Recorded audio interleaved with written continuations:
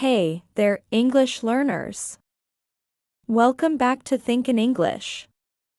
If you're new here, I'm Sarah, and I help people learn English through real-life conversations. Don't forget to hit that subscribe button and ring the notification bell to join our growing community of English learners. Today, we're going to listen to a conversation between two friends discussing grocery shopping and the rising costs of food. This lesson is perfect for beginners and intermediate learners who want to improve their everyday English. Let's dive in. Hi Emma. I just got back from the supermarket, and I can't believe how expensive everything has become. Tell me about it. I spent nearly double what I used to spend last year on my weekly groceries. What did you buy? Well, I got some basic items: milk, eggs, bread, fruits, and vegetables. The price of eggs alone made my jaw drop. They used to be $3.99 a dozen, now they're $6.99. That's crazy. I've started shopping at different stores to find better deals. Have you tried the local farmers market? No, I haven't. Is it cheaper there? Sometimes, especially for fresh produce. Plus, the quality is usually better. I go there every Sunday morning. Would you like to come with me this weekend? That would be great. What time should we meet? How about 9 a.m.? It gets pretty crowded later in the day, and the best products sell out quickly. Perfect. Do you have any tips for saving money on groceries? I feel like I'm spending my entire paycheck on food. Actually, I do. First, I always make a shopping list and stick to it.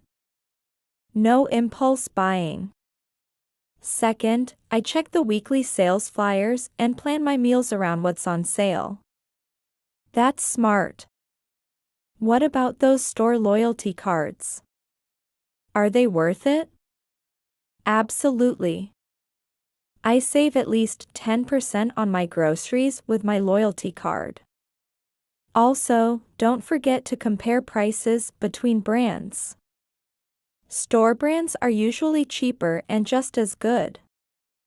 I've noticed that too. Do you buy organic products? They seem so expensive. I only buy organic for certain items, like berries and leafy greens. For other produce, I just wash them thoroughly. It's all about finding the right balance between quality and cost. That makes sense. Oh, and what about bulk buying? Is it worth it? It depends. For non-perishable items like rice, pasta, and canned goods, buying in bulk can save you money in the long run. Just make sure you have enough storage space. Thanks for all these tips. I'm definitely going to try some of them. By the way, do you use any apps to save money on groceries? Yes. I use this app that shows me the best deals at different stores, and I also use digital coupons. They're so much easier than cutting paper coupons. That sounds really helpful. Could you show me how to use those apps when we meet on Sunday? Of course. I'll give you all my money-saving secrets. We can grab coffee afterward and plan our shopping strategy. That would be wonderful. I'm looking forward to it. Thanks for all your help, Emma. Anytime. That's what friends are for.